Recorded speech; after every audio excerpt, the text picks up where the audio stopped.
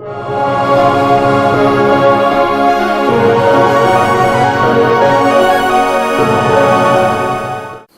இரட்சகருமாகிய இயேசு கிறிஸ்துவின் நாமத்தினாலே யாவருக்கும் வாழ்த்தலை தெரிவித்துக் கொள்கிறேன். கிரேக்க வார்த்தையான அகப்பே அல்லது அகப்போ என்பதற்கு அன்பு செலுத்துதல், விரும்புதல் என்ற பொருள் உண்டு. அந்த வார்த்தை புதிய ஏற்பாட்டிலே 140க்கும் மேற்பட்ட இடங்களிலே சொல்லப்பட்டிருக்கிறது. அதில் அதிகமாக விரும்புதல் என்ற அர்த்தம் விளங்குகிறது.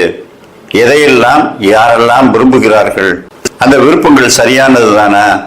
தேவகுமாரனாகிய இயேசு கிறிஸ்து பூமியிலே இருந்தபோது அவர் சொல்லுகின்றார், லூக்கா 11:43 பரிசேயரே உங்களுக்கு ஐயோ, ஜெப ஆலயங்களில் முதன்மையான ஆசனங்களையும் சந்தைகளில் வந்தனங்களையும் விரும்புகிறீர்கள். நாம் எல்லாரும் நம்மை மதிக்க வேண்டும், ஐயா ஐயா என்று சொல்ல வேண்டும் என்று வேதபாரகரும் பரிசேயரும் விரும்பினார்கள். இன்றைக்கும் மனுஷர்கள் புகழ்ச்சியை விரும்புகிறார்கள். மற்றவர்களால் அங்கீகரிக்கப்பட வேண்டும், மதிக்கப்பட வேண்டும் என்று விரும்புகிறார்கள். ஆனால் இவர்கள் மற்றவர்களை மதிக்கிறார்களா என்றால் அநேக சமயங்களிலே இல்லை. பரிசுத்த வேதாகம் சொல்கிறது, கனம் பண்ணுகிறதிலே ஒருவருக்கொருவர் முந்திக் கொள்ளுங்கள் என்று. இந்த வார்த்தையை பயன்படுத்தி இன்னும் ஒரு காரியத்தை ஆண்டவர் சொல்லுகின்றார். லூக்கா 14:7 விருந்துக்கு அழைக்கப்பட்டவர்கள் பந்தியில் முதன்மையான இடங்களை தெரிந்து கொண்டதை அவர் பார்த்து அவர்களுக்கு ஒரு உவமையை சொன்னார். ஒருவனால் கல்யாணத்துக்கு நீ அழைக்கப்பட்டிருக்கும் போது பந்தியில் முதன்மையான இடத்தில் உட்காராதே, தாழ்ந்த இடத்தில் உட்காரு. அப்பொழுது உன்னை அழைத்தவன் வந்து, சிநேகிதனே உயர்ந்த இடத்தில் வாரும் என்று சொல்லும் போது பிறருக்கு முன்பாக உனக்கு கனம் உண்டாகும். தன்னைத்தான் உயர்த்துகிறவன் எவனும் தாழ்த்தப்படுவான், தன்னைத்தான் தாழ்த்துகிறவன் உயர்த்தப்படுவான். நாம் பந்தியில் முதன்மையான இடங்களை விரும்பி போய் உட்கார்ந்திருக்கிறார்கள். ஆண்டவர் சொல்லுகிறார், நீங்கள் அப்படி செய்யக்கூடாது. விருந்து அழைத்திருக்கும் போது தாழ்ந்த இடத்திலே உட்காரு. நீ உயர்ந்த இடத்திலே உட்கார்ந்திருந்து உன்னை விட கனமானவன் அங்கு அழைக்கப்பட்டிருந்தால் நீ போய் தாழ்ந்த இடத்திலே உட்கார் என்று உன்னை சொல்லும் போது உனக்கு அவமானம் உண்டாகும்.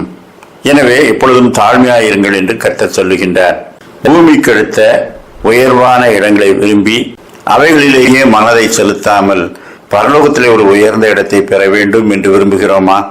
சீசர்கள் விரும்பினார்கள். பரலோக ராஜ்யத்திலே எவன் பெரியவனாய் இருப்பான் என்று அவர்களுக்குள்ளே விவாதித்தார்கள்.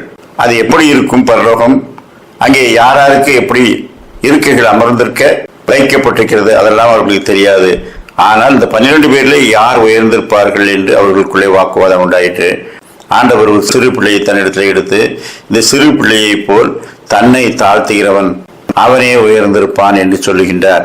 நாம் கர்த்தருடைய வார்த்தைகளை அப்படியே ஏற்றுக்கொண்டு அவருக்கு கீழ்ப்படிந்து கர்த்தர் எதை தந்தாலும் அதை நன்றியோடு பெற்றுக்கொள்வோம் என்ற தாழ்ந்த இருதயம் நமக்குள்ளே வேண்டும். நாம் விரும்புகிற காரியங்கள் கர்த்தருக்கு விருப்பமுள்ளதா இருக்கிறதா என்பதை நாம் யோசித்து அப்படிப்பட்ட உயர்வானவைகளை விரும்புவோமாக.